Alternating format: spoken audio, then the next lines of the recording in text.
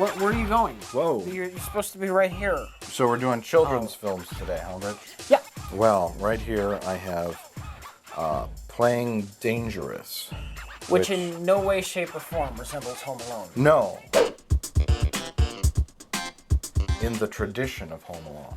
Yeah. Clearly a ripoff. When his mom said to go outside and play, she didn't exactly have this in mind. Well, that sounds like a porno. It could be quite a different film. Meet Stuart, an 11-year-old computer genius who plots to outsmart a group of thugs and single-handedly save his family from run-on sentences. When his father receives a top-secret fax, Stuart is the first to recognize its importance.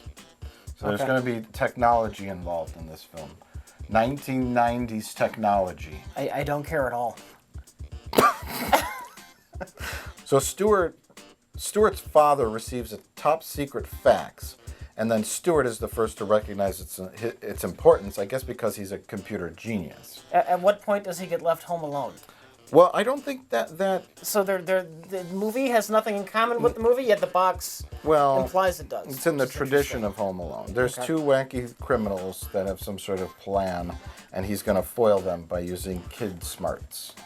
Yeah. So that's the premise. And then they try and get him to crack the code, and he squirts them with a super soaker. And apparently they beat him up because he has blood on his face in the back of the box.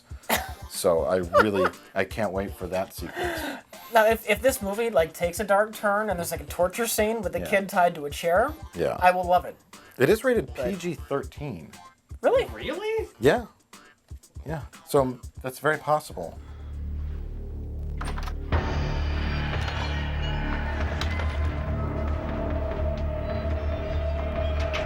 Nine. Oh my God! This is confirmed not a children's movie. Repackaged. You know, Dad, you should really take a look at today's faxes. You got something from Uncle Steven, and you're familiar with what he's working on, right? 28 takes, and that was the best one? I'm just trying to imagine children watching this. Yeah. They wouldn't have made it this far. No. We're only 11 minutes in. This is the movie you put on when it's time to go down for a nap. Shapeshifter. I remember an old series of kid books called Animorphers, and this cover looks like that. So I'm gonna guess this is a ripoff of a mildly popular children's novel. From unassuming teenager to savior of the universe, Alex Brown had no idea he would inherit the awesome challenge of saving his ex-secret agent parents and protecting the planet from evil powers bent on controlling the world's plutonium supply. With the assistance of the 360-year-old sorcerer Genko, blah blah blah, yada yada yada, something happens, and then blah. All right. Okay. This is clearly a film about an eagle that turns into a guy. I think it's the other way around. What? I think it's the other way around. Beautiful country, isn't it? Yeah, if you like corn. You think they have an acting school around here? Everyone in this movie talks like this. I wanted to be a Dave. Sir, I just thought it imperative to tell you what I saw. I believe too much vodka made you see what you saw.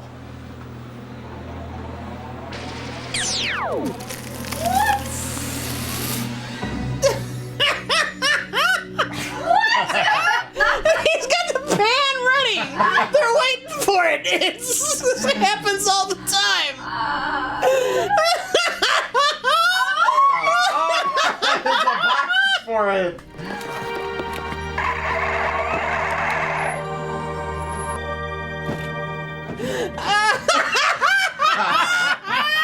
Oh my God!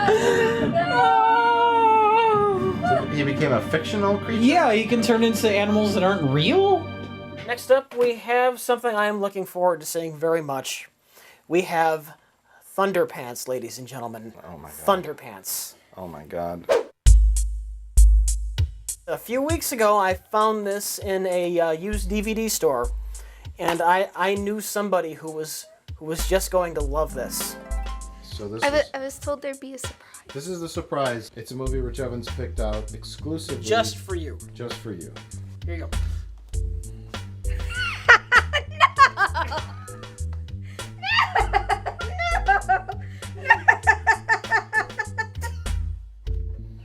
Read the synopsis.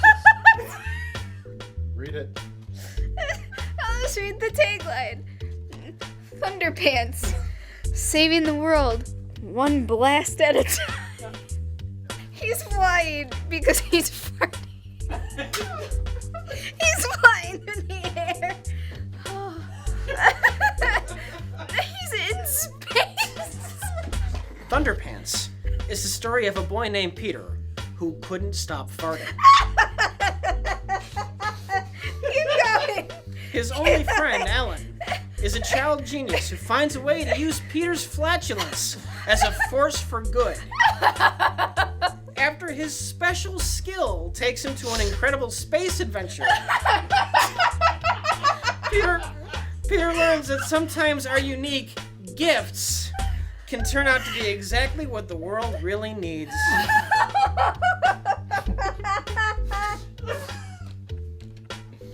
Why is it so funny?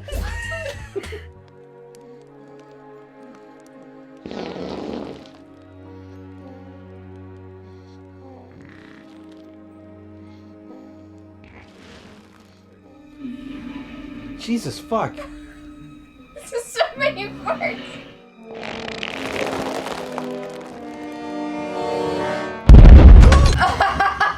Does that count as a fart? No, because that was the bag. Okay. He's leaving her because of the farts, right? Is that what just happened? Even my mum went a bit quiet. This is madness. His farts turned his mom into an alcoholic. I love this movie. This week we watched 3, I guess, children's films. Although the first one That was the intention. Yeah. was more of a hardcore R-rated film. But that was the intention was to watch. You can't blame us for misinterpreting that, though. No. But it has very deceptive packaging. This episode should really be called The Road to Thunderpants. The Road to Thunderpants, yeah. The road to Thunderpants is paved with shit. But our first film was called Playing Dangerous.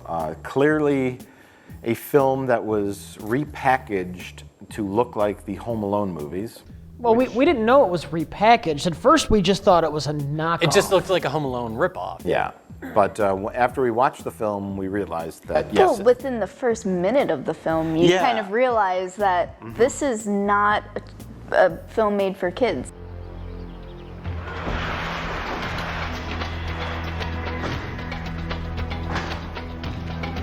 Cover should have said in the spirit of Die Hard.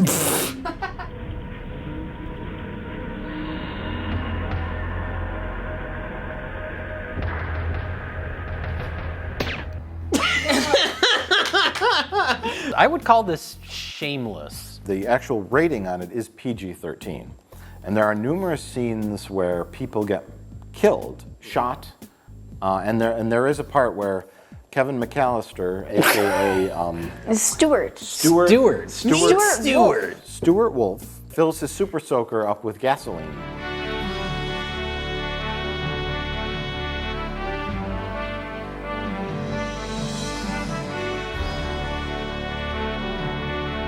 One of the henchmen outside lights a cigarette up, and apparently he burns his face off. This is gonna be great! This is gonna be great! He just happens to light up a cigarette. Do it! We'll ignore He's that. gonna set this guy on fire! Do it! If this doesn't happen, then fuck this movie. Oh my god, come on. Oh, I'm on the edge of my seat. Yes! Do it! Oh. Oh. They cut away very awkwardly, and there's a neck snap. There's numerous like murder scenes that get cut away. So edited down from an R rating to barely a PG-13 in a film that's marketed to 6-year-olds. I can make it. The movie itself is not very interesting. It's not very good. Yeah. It's pretty boring. But what kept us interested was thinking about like a mom renting this for her small child and then just letting them watch it. Don't bother.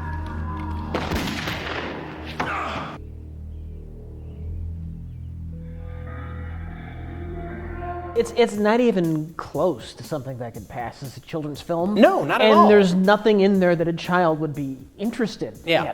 That's what's really fucking bizarre about this movie is what they decided to cut to make it somewhat closer to a children's film and what they decided to leave in.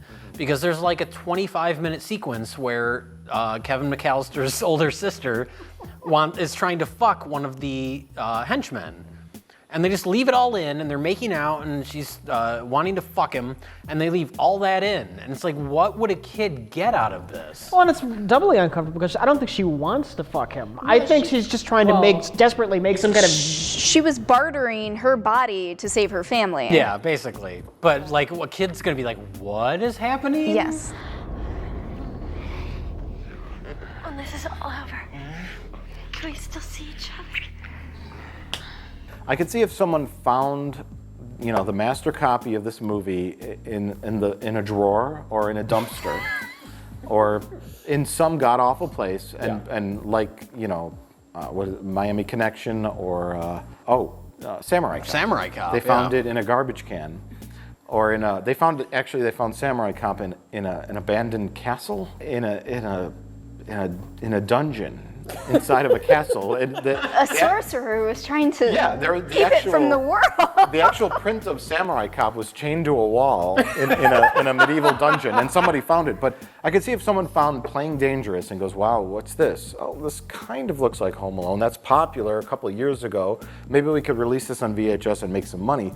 But when they actually made the movie, when they wrote the movie and shot it, what was their intention? Was it to make an R-rated film with a little kid hero, or like that's the part that I don't understand. He does have some goofy like one-liners near the end.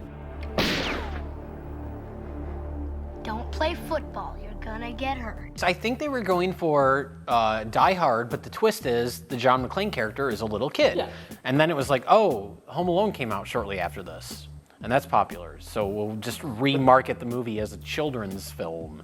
But it's not even like Home Alone at all, really. He sets a couple booby traps, though. He makes the homemade concoction. Yeah, but they're booby traps with like acid and fire.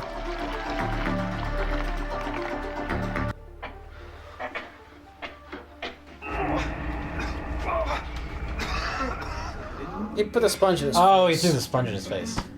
That would be more effective if we could see what he was doing. Mm-hmm. You know what? I was about to say at least Kevin McAllister didn't set anyone on fire, but he did. But it's cartoony though, and they got like the black on their face. Uh-oh. Right. The big difference. This was no a guy attempt with at reality. This is a guy who, after the fact, had open sores on his face and was floating face down in a pool. I think maybe the director and the writer of the film, they got together and they're like, you know what? This is my favorite movie. Well, this is my favorite movie. Let's put them together and make it one movie. You got your chocolate and my peanut butter. You got your peanut butter on my chocolate. Jesse, what is that guy talking about? He's talking about sex. You're a butthead.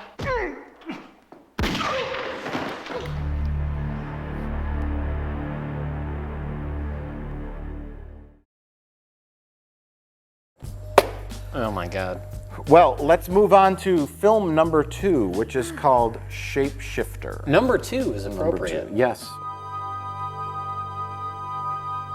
I think it's more interesting than you're giving it credit for, but it's not good. Well then, Rich, why don't you go ahead and explain to us what Shapeshifter was all about? And please, explain the plot in detail. See, this is what I find interesting about Shapeshifter, though. It's that they just threw everything in there. It's not one thing. It starts off, it's a spy movie where the kid's parents were retired spies and he's got to track down the kidnappers.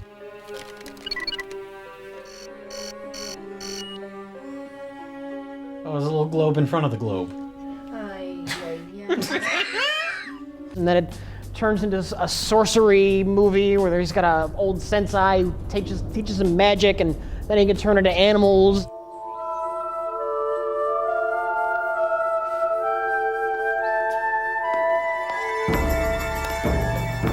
And then it's like a action movie where there's a evil foreign guy who wants nuclear missiles, and then there's a science fiction movie where there's a program from 1,000 years in the future that travels back to the past Yeah. and is revived in the present. It's Via magical a meteorite. Via a meteorite. That hit the Earth over 300 years ago. 360 years ago. Let me get this straight.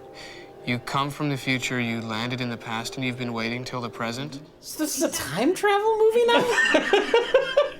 To me, that sounds like a clusterfuck, Rick. It's a magical science fiction spy action drama comedy. Okay, the idea is, it's this kid that turns into animals. But that is such a small part of this movie. Okay, the kid, which is not the kid on the cover. No. A la Troll 2. Yeah. It's not the kid on the cover, it's a different kid in the movie, and he's the son of two CIA agents, CIA operatives, whatever, that are his parents, and they move around from country to country, and he's also into the spy game, and he learns all the terminology from his parents. His parents get kidnapped by a mysterious Romanian general who's teamed up with a witch in order to acquire enriched uranium to have a nuclear holocaust over the planet. But the spy kid, his parents are kidnapped, masked men try to burn his house down. He takes a plane over to Romania.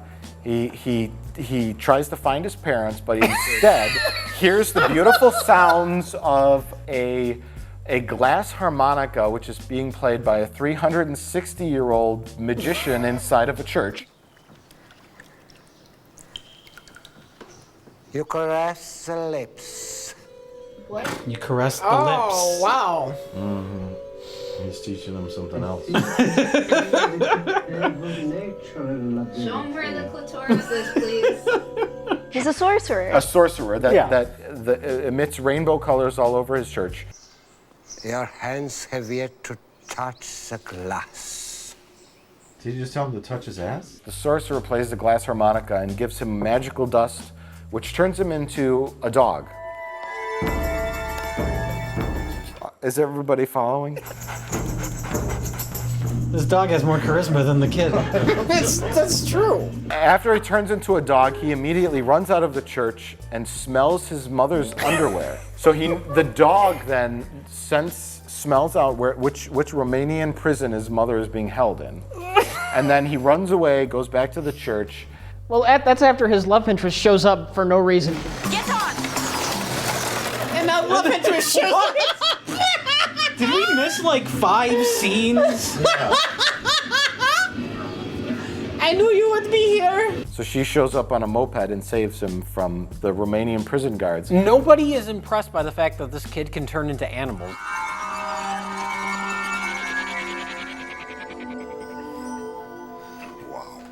The Romanian general gets killed in a ambush by the kid.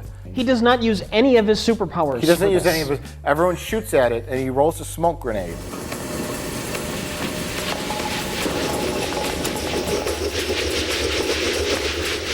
They don't notice? Oh, whatever.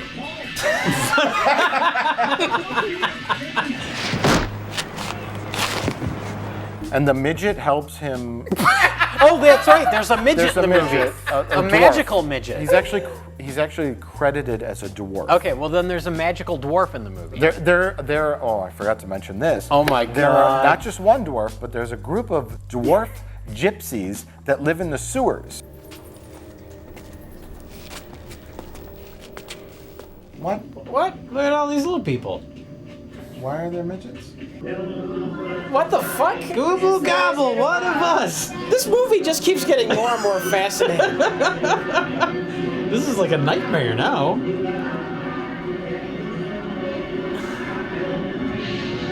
What? What?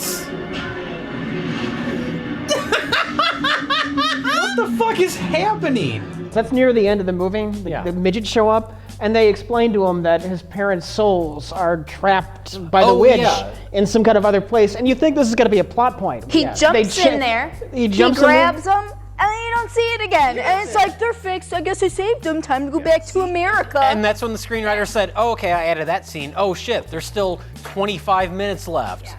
This'll happen. You have done well, Alex. If I've done so well, then why are we looking at a nuclear launch?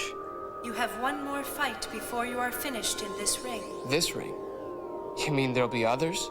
Your services for us are just beginning. But then he does have to fight the witch. Yeah. On a cheap set. Without using any of his shape-shifting powers.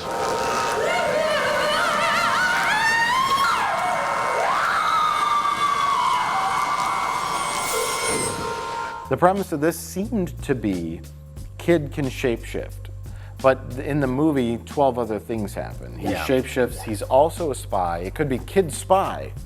Kid spy. Yeah. I gotta save my parents from a Romanian prison, and I'm gonna use all my spy gear to do it. That's a whole movie in itself. Shapeshifter is a whole movie in itself. Magical glass harmonica from 300 years ago that has magical powers is a movie in itself. Yeah. Meteorite from space that comes from the future and contains a digital lady. That's in the movie too, and that's an entirely different movie too. So there's 5 different movies crammed into one, and none of it makes sense. Again, it would make sense as a mini-series. Sure. So you gotta focus on a premise. You gotta focus on an idea and stick to it. And Shapeshifter, ironically, Shapeshifter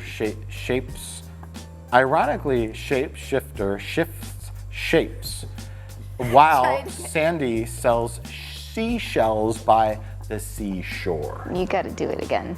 No, that's perfect. I need a glass harmonica, and I need privacy. How many times have I heard that? I'll be back down here in like 15 minutes. And a bottle of lubricants.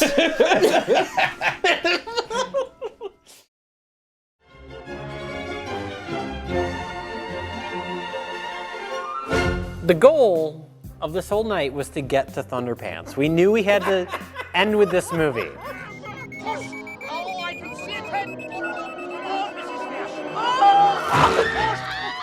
It's a fire!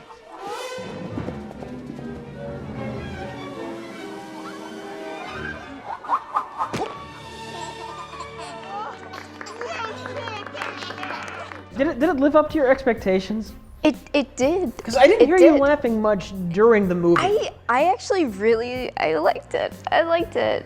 You know, fart jokes aside, it was actually a cute little movie. It was a cute little kid movie. That's the most bizarre thing about this is that like this is way better than a movie that is 90 minutes of a kid farting should ever be. See, now I originally thought that this was a terrible movie that was dug up from the garbage bin just because the Harry Potter kid was in it. Right. Now after seeing it, I'm starting to wonder if this isn't a good movie that was buried because it's about farting and the Harry Potter kid was in it.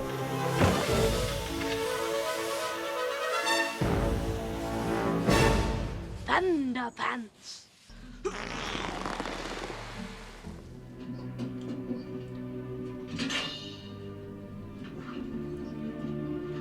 He's got a fart containment unit. It's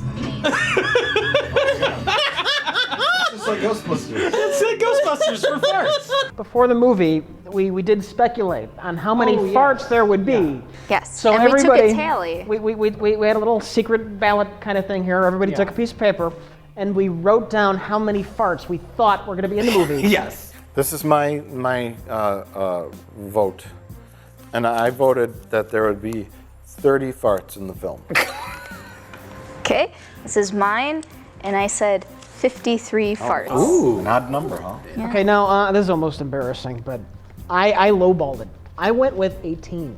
Oh my god. I figured they were embarrassed that they were making a fart movie, and that they were going to go for fewer precision strikes. Okay. Good guess. I'm curious to see what Jay's was. 22 farts. I don't know why 22, but that's what I was thinking. It turns out there was 22 in the first fucking 5 minutes of the movie. Stopped happening. Turn, darling.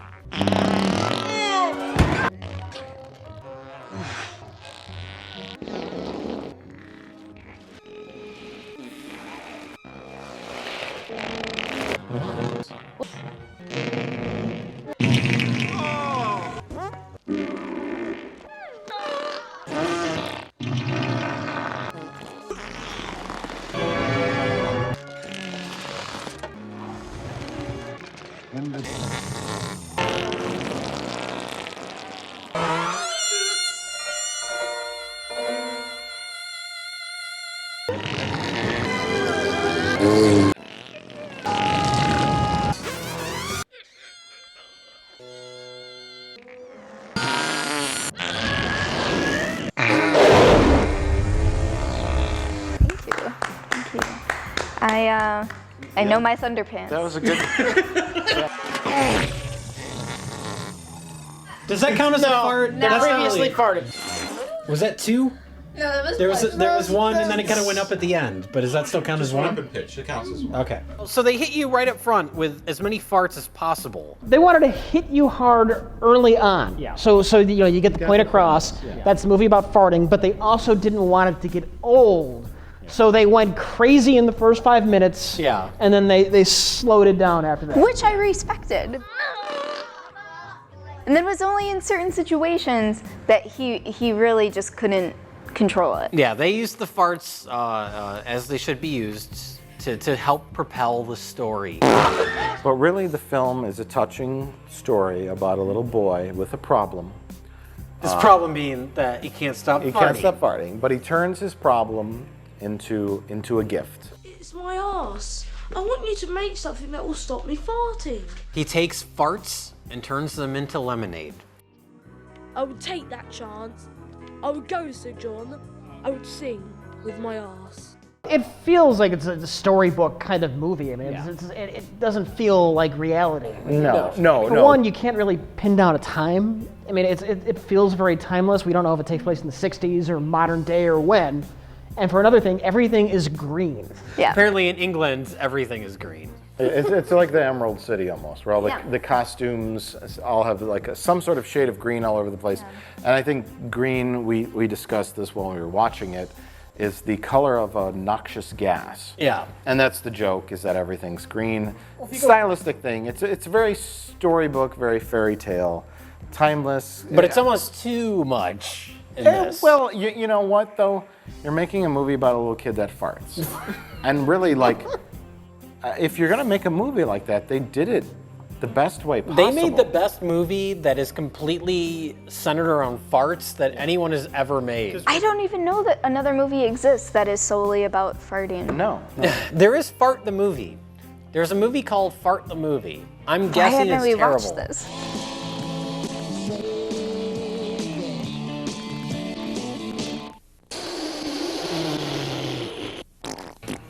Oh, so Ned Beatty shows up in this movie. He does. Ned Beatty and Paul Giamatti. Paul Giamatti, you can at least attribute this to something he did before he kind of became a more well-known actor. Ned Beatty, he didn't do this before Deliverance or Network. You're a fruit, son. The thing with Thunderpants is that, yes, it's about a little boy that farts too much. Don't you feel like a stupid asshole talking about this movie as a real movie? It is a real movie. But it is! The story of it fits right into a little fairy tale movie, like a Cinderella or something like that, where there's, But with more farts. With more farts, yeah. If there are more farts in Cinderella, that's what this would be. It's a little boy who's an outcast, who has a problem. He has a bully. He has, his parents hate him, and he's an outcast. And he learns that his problem is not a problem. It's an attribute. Am I going to be a spaceman? Yes, Patrick. You're going to be a spaceman.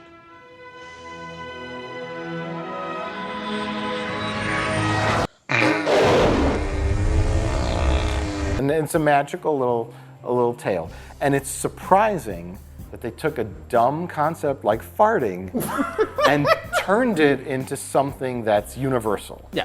And that's what worked with the movie overall. Although it's highly unrealistic that his farts could propel a rocket into space.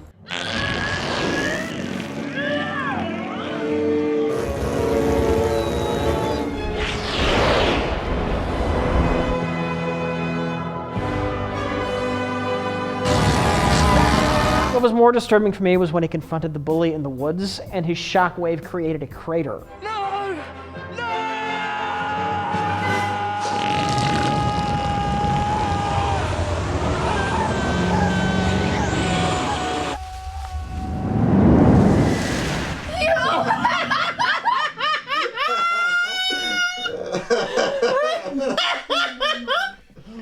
Did you mark that one down, Jay? I have that.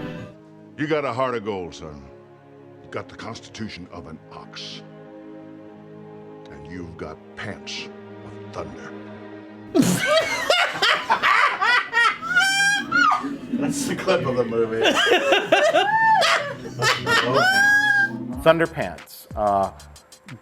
Definitely the best of the worst. In today's grouping of films. But this is where things get tricky because you can't even call this bad. No. It should be elevated out of this show. Thunderpants. It should be farted into space. Yeah. A movie about a little fat kid propelling a rocket into space could not be better done. Yeah. Now comes the real decision. This movie gets to float off on its cloud. That can't even be included in bad movies. Jay, why don't you start? Shapeshifters is more entertaining than Playing Dangerous, by far. There's so much weird shit going on in Shapeshifter that I was amused. Playing Dangerous was just fucking boring most of the time. I'm really not sure. I'm really not sure. It's tough. It is tough. Yeah, the action movie, violent action movie starring a 10-year-old. I mean, that is so weird. Well, but it's the only trick it has. That's the thing. If you look at it from the context of this is a Die Hard movie starring a small child that was then later promoted as a children's film. Yeah. In that context, it's more interesting than Shapeshifter. Even if they didn't promote that as a children's film, though, the fact that it is an action movie starring a 10-year-old, that is weird enough on its own. See this? Okay. This has one really interesting aspect to it. Yeah. And then this is just a lot of little bizarre things. A lot of bizarre things, yeah. But I think ultimately this one might be more entertaining. Based on these two versions, being that we don't have the R-rated version of Playing Dangerous, Shapeshifter was more entertaining, where there was more like it was more fun to watch. There's a lot of different things going on. It's more fun to question. Yes. Like, what is this? Why is this happening? Why is this happening? Who is this person? What is this? And it reminded me of watching like Hollywood Cop. Something like that. Yeah. Something right along those lines where it was just like, are you kidding me? Like, why is this happening? You gotta admit that the Playing Dangerous is a more interesting puzzle. Like why that got Why was this made? Yes. That's where my opinion comes in. I have to go with Playing Dangerous. I'm on the fence. You could shift me over. Because Shapeshifter came off as like, we don't know what we're doing. We're trying to make some kind of kids movie. The lead actors suck. Playing Dangerous, while it was dull for the most part, is such a fascinating mess of marketing and why they made this movie that I have to go with that. Shapeshifter, kids movie, 90s, electricity, witch, explosions, bad CGI, morph effects. It comes off like a cheap TV show geared for kids. This is like what? Yeah, you know what? I'm switching my vote. We got a tie. Oh no. We have a tie. And since we had a tie, our best of the worst winner, Thunderpants, will choose the worst film. Heads and tails, and Rich is gonna call. If I call heads and it lands heads, Playing Dangerous dies. Here we go. Tails. Tails. Which one? Oh, Playing Dangerous. And I'm gonna take it off. I've never seen him so drunk. I haven't had lots of drink. And I can do this. Let's just fuck this movie. I don't think he should do that. I think he's had too much to drink.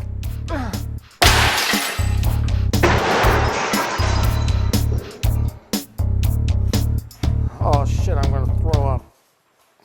I can't get down.